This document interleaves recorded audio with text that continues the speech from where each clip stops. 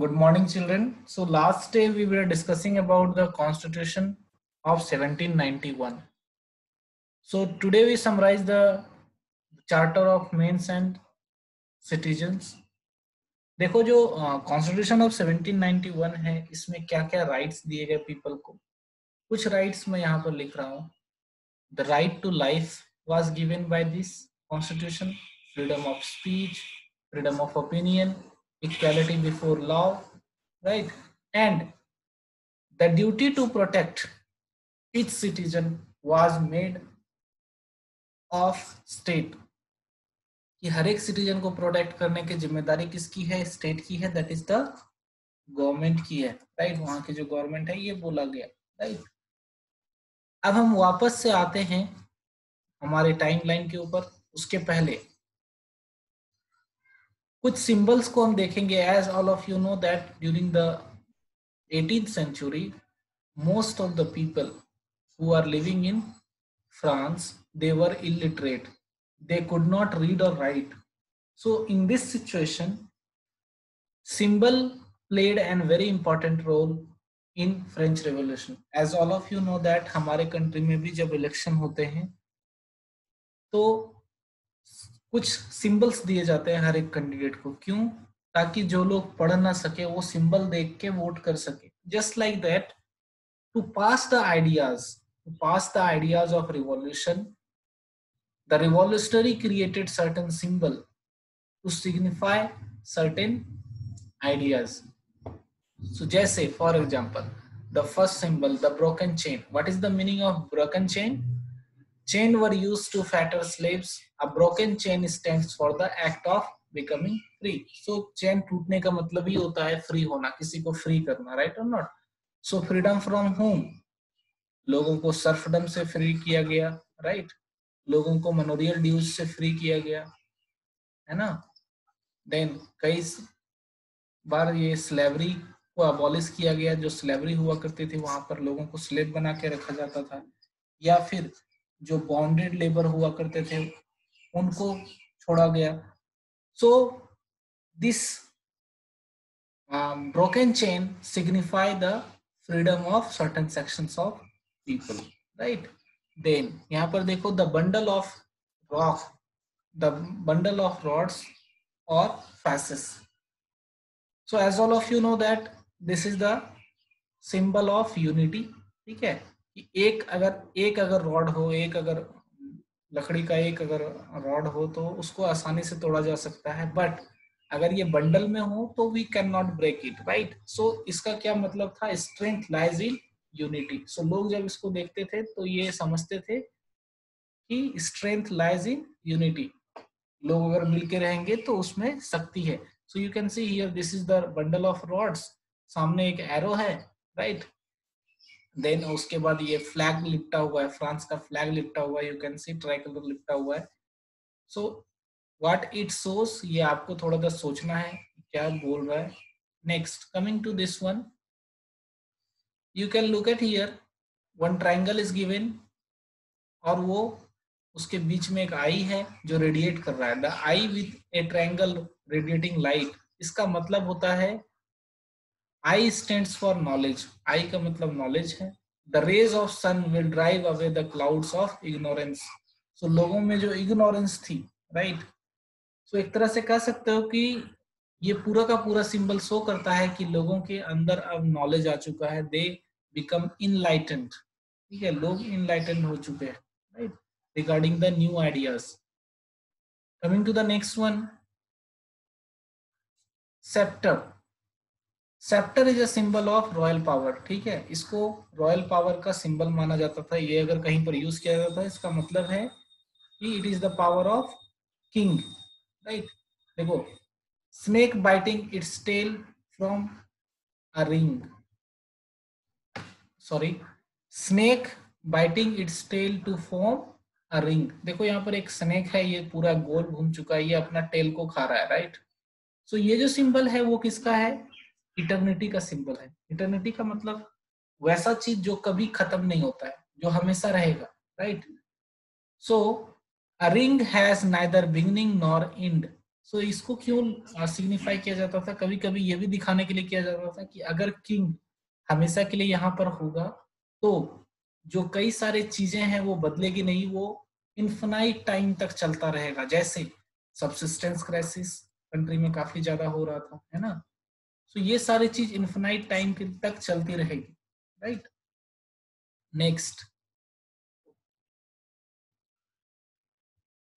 Next देखो, ये हमारा कुछ वुमेन का पिक्चर दिया हुआ है, राइट? सो इसमें देखो, this is blue white and red, right? What is it signifies? The national colour of France. France का जो नेशनल कलर था वो ब्लू व्हाइट एंड रेड में सिग्निफाई किया गया। देखो इसका ड्रेस जो है ये रेड है, व्हाइट ब्लू है, ये व्हाइट है ना? देन द विंग्ड वुमेन, ये विंग्ड वुमेन क्या है? This is the personification of law. It means that, देखो जिस तरह से हमारे कंट्री में आप जाओ किसी कोर्ट में तो आप देखोगे एक स्टेच्यू खड़ा होता है जिसके आंख पे पट्टी बंधा होता है, हाथ में तराजू होता है। So what is that? That is a personification of justice. ठीक है, एक स्टेच्यू बना दिया गया जस्टिस को, जस्टिस का एक रूप दे दिया गया, आदमी का रूप दे दिया गया। जस्ट लाइक दैट यहाँ पर लॉ को एक आदमी का रूप दिया गया है, ठीक है, और एक फीमेल का रूप दिया गया है जो विंग्ड वुमेन है, right? Okay, the law tablet, ये क्या बताता है? The law is same for all and all are equal before it. ठीक है, इसमें लॉ लिखा हुआ है और ये सभी के लिए सेम है और सभी लोग इसके सामने क्या है? इक्वल है, right? Okay, moving to the next slide. अब देखो हम वापस से हम टाइमलाइन पे आ रहे हैं। लास्ट हमने कहां पर खत्म किया है वो देखेंगे एक बार। So look at here, I am going back so that you can see कि हमने लास्ट कहां तक खत्म किया था टाइमलाइन को।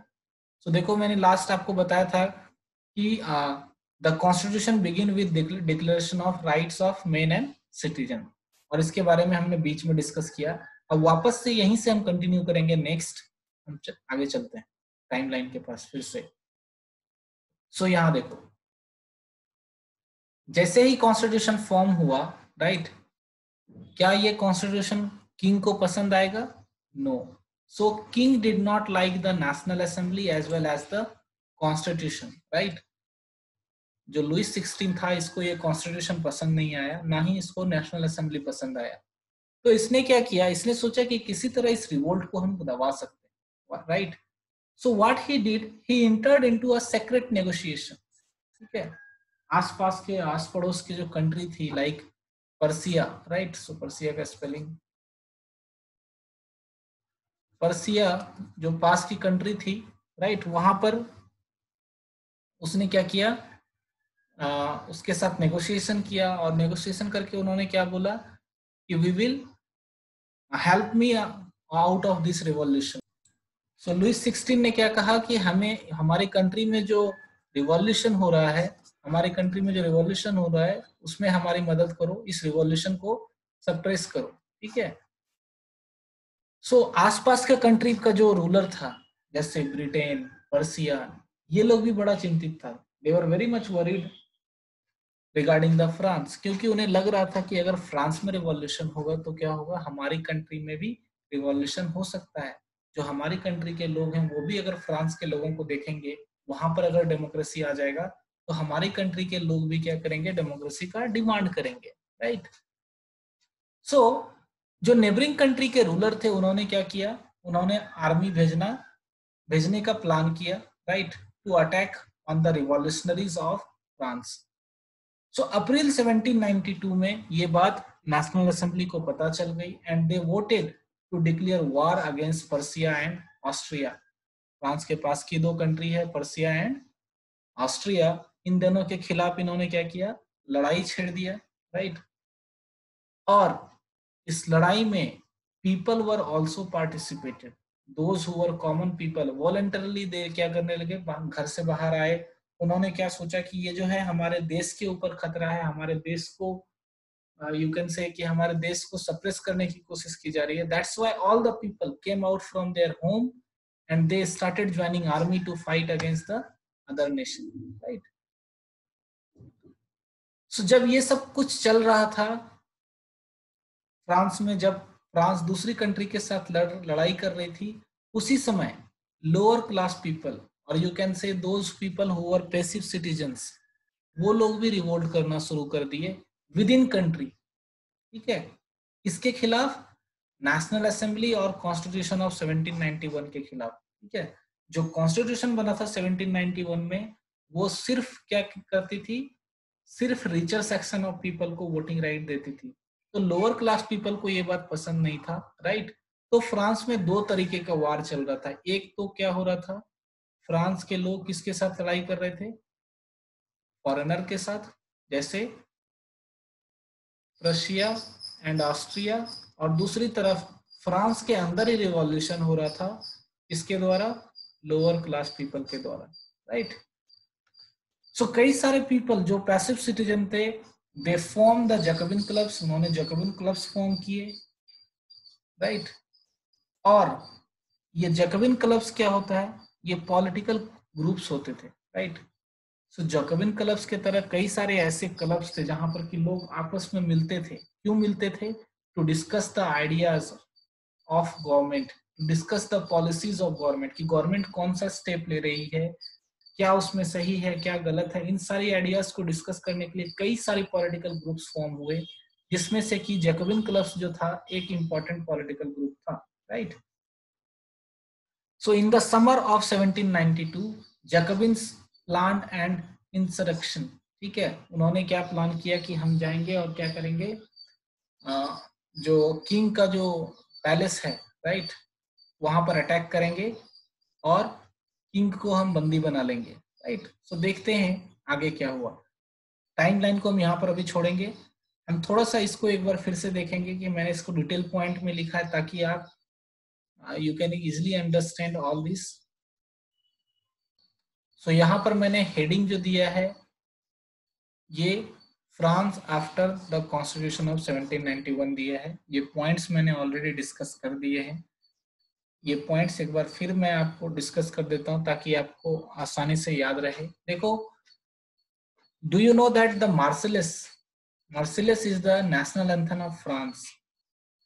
और ये यहाँ का नेशनल एंथम कैसे बना, during the time of war, right, जब फ्रांस के लोग पर्सिया के साथ लड़ाई कर रहे थे, उसी समय कई सारे लोग फ्रांस की एक मार्सिलेस नाम की सिटी है, वहां से मूव करते हुए कहाँ चले आ रहे थे, पेरिस चले आ रहे थे, राइट। वो पेरिस आ रहे थे और पेरिस आते समय एक सॉन्ग गा रहे थे जिसको कि लिखा था poet Roget day else, right, इसने लिखा था। और इसी सॉन्ग को वो गाते हुए आ रहे थे। चूंकि वो मर्सिलेस से आ रहे थे इसलिए इसका नाम क्या पड़ गया, merciless, the national anthem of France. जिस समय लोग जो मेन थे वो फाइट कर रहे थे अगेंस्ट अदर कंट्री, उस समय वुमेन क्या कर रही थी, घर पे कई सारे टास्क कर रहे थे, जैसे अर्निंग ऑफ लाइवलीहुड, ठीक है, लुकिंग आफ्टर फैमिली। ये सारा काम कौन कर रहा था, वुमेन कर रहा था घर पे। और जो मेन थे, जो मेल सिटीजन्स थे, वो क्या कर रहे थे, या तो रिवॉल्यूशन कर रहे थे या फिर दूसरी कंट्री के साथ वॉर कर रहे थे। So I already talked about that passive citizen started forming political clubs to discuss the government policies and plan. They started questioning Constitution of 1791. क्यों? क्योंकि इसने सिर्फ पॉलिटिकल राइट उन लोगों को दिया था जो कि अमीर थे, राइट। इन सभी में से जो सबसे सक्सेसफुल पॉलिटिकल ग्रुप्स था उसका नाम था जैकोबिन्स। और इस जैकोबिन्स का नाम कहां से आया था, एक कॉन्वेंट था कहां पर, फ्रांस में, पेरिस में, जिसका नाम था सेंट जैकब। सो इसी जैकब के नाम से जैकोबिन्स बन गया, राइट। वुमेन भी इसको पार्टिसिपेट कर रही थी, राइट। इन दिस पीरियड कई सारी वुमेन भी इसमें पार्टिसिपेट कर रही थी। वुमेन के बारे में हम नेक्स्ट आगे पढ़ेंगे। और वुमेन का भी अपना एक पॉलिटिकल ग्रुप होता था। Okay, now the question is कि who are the members of Jacobin clubs?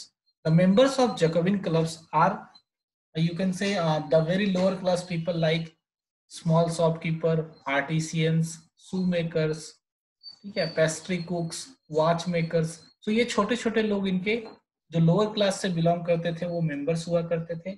और इस जैकबिन क्लब्स के जो लीडर थे उसका नाम था मैक्समिलियन रॉबिस्पियर, राइट। उसका नाम क्या था? Maximilian Robespierre.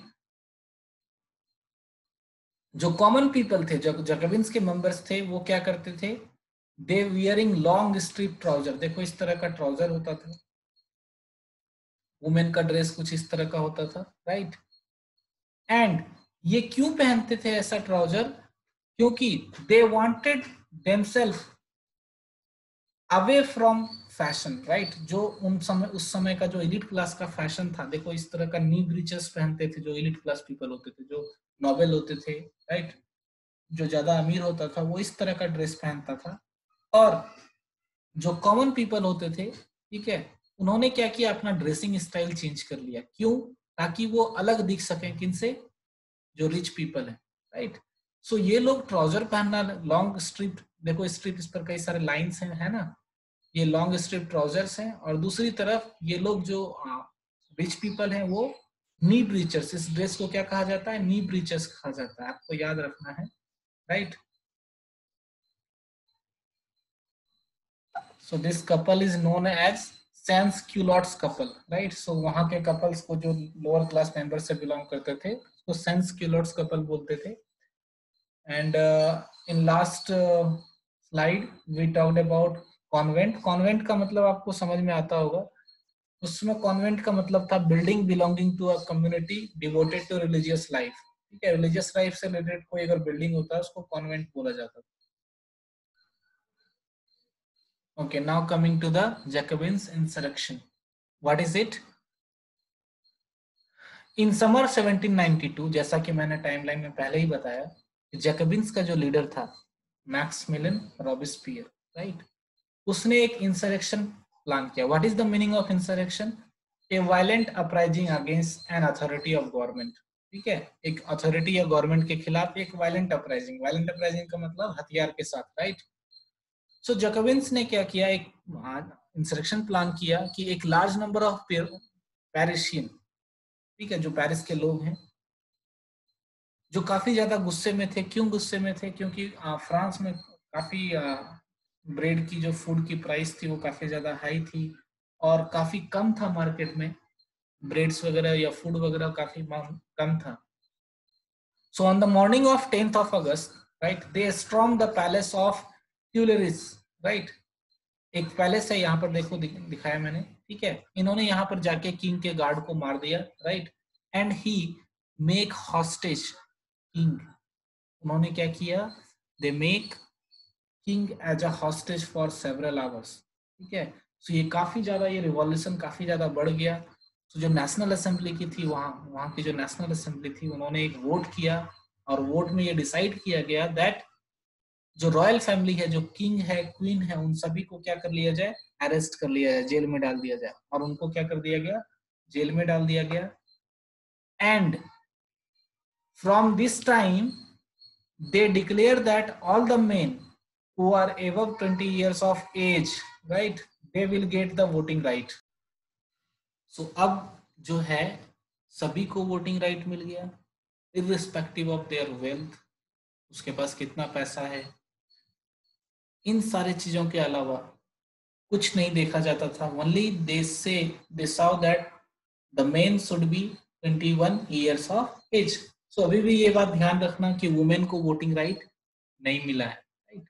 So the newly elected assembly, ठीक है, जब ये वोटिंग राइट सभी को मिला तो फिर से एक बार इलेक्शन हुआ और इलेक्शन में सभी लोगों ने वोट किया और फिर से एक नया असेंबली बनाया गया, राइट। इस असेंबली ने फ्रांस को एक रिपब्लिक बना दिया और मोनार्की को अबॉलिश कर दिया। सो मैंने पहले ही बताया था आपको कि जो 1791 का कॉन्स्टिट्यूशन बना था तो वहां पर क्या था? एक तरफ किंग थे, राइट, दूसरी तरफ क्या था? National assembly. Let me show you once again the picture so that you can easily understand.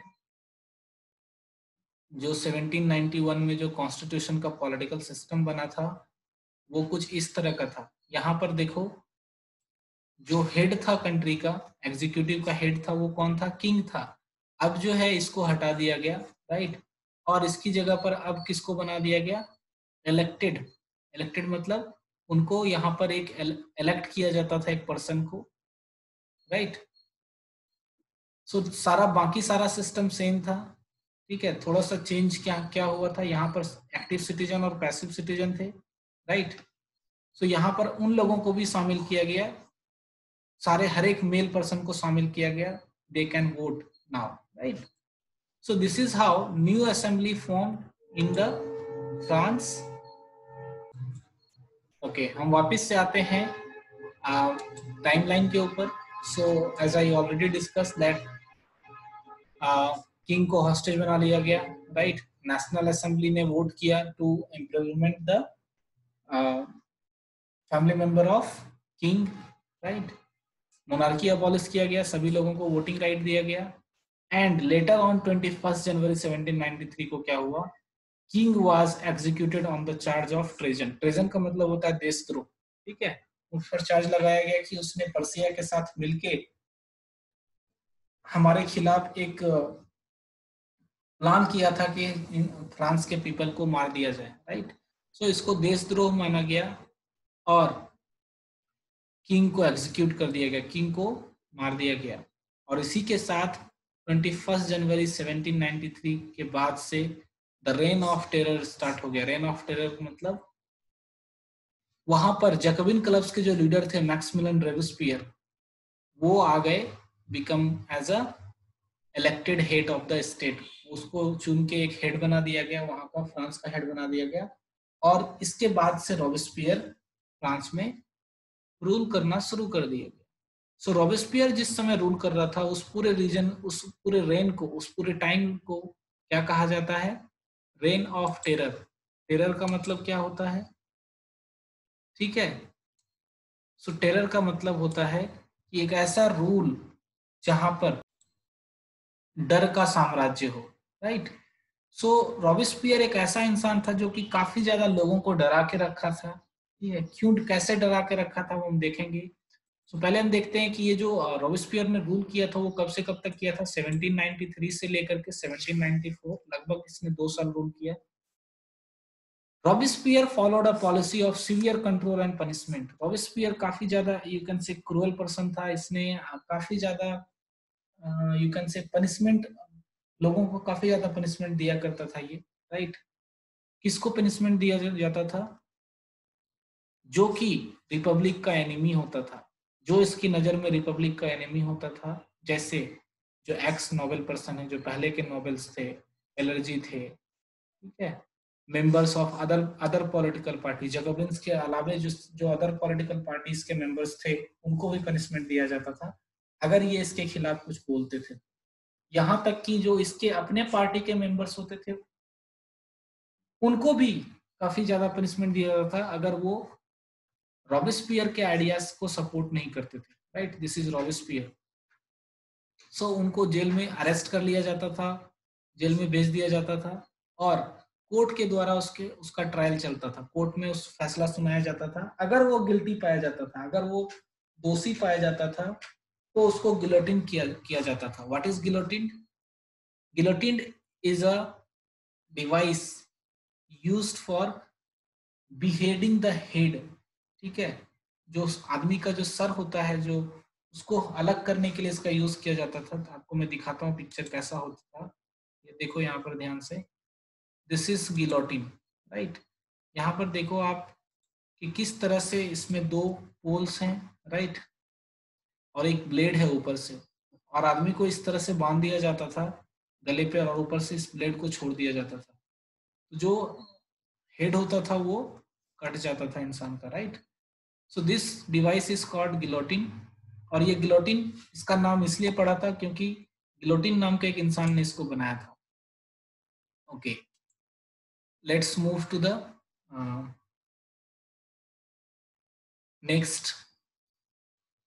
Robespierre ने कौन कौन सी पॉलिसी अडॉप्ट की थी during the time of French revolution? इसने एक लॉ बनाया which says that what is the maximum ceiling on wage, कि मैक्सिमम वेज क्या होगा और मैक्सिमम प्राइस क्या होगा फूड ग्रेन्स का, वो पहले से ही डिसाइडेड होता था। रॉबेस्पियर ने पहले से ही डिसाइड कर दिया था कि इतने रुपए में आपको काम करने हैं, इतने रुपए में आपको फूड ग्रेन्स मिलेगा। कोई भी उससे ज्यादा पैसे में फूड ग्रेन्स नहीं सेल कर सकता है, right.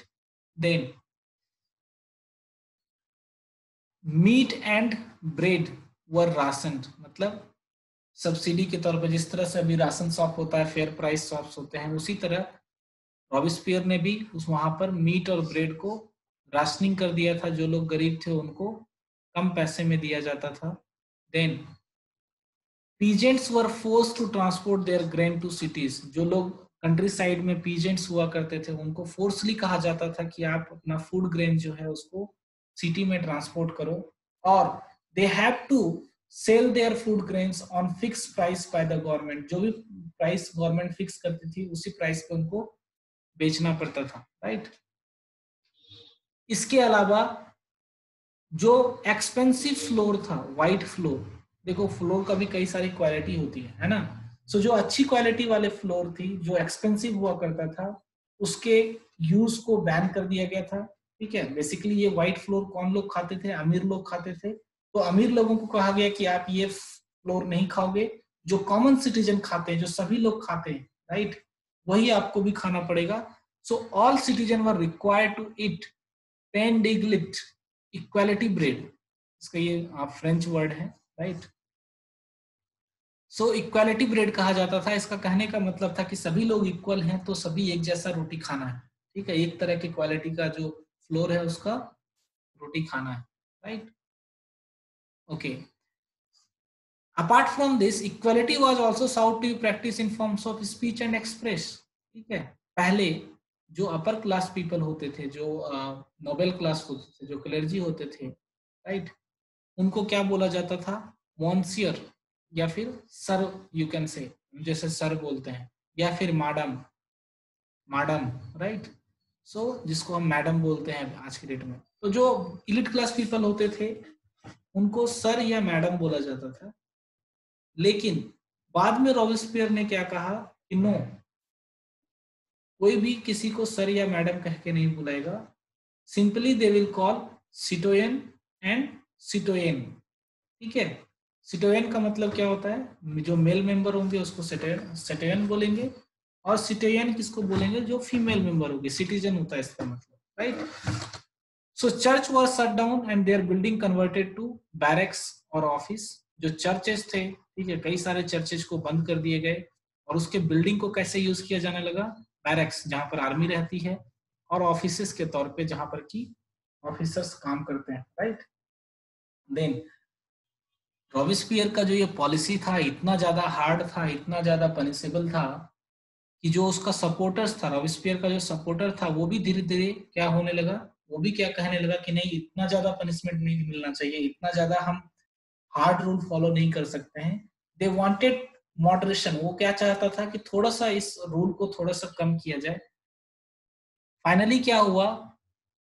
He was convicted by a court in July 1794, right? 1794 में एक कोर्ट ने उसको पनिशमेंट के लिए पनिशमेंट दिया, और अगले दिन उसको गिलोटिन कर दिया गया, ठीक है, क्योंकि लोग भी उसके खिलाफ हो गए थे, right.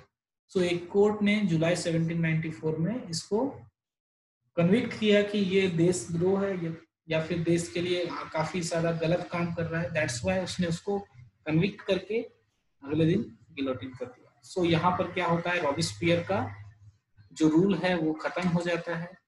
Next we will read about the directory, ठीक है, डायरेक्टरी रूल के बारे में पढ़ेंगे। आज के लिए इतना ही रहने देते हैं। Thank you, have a nice day.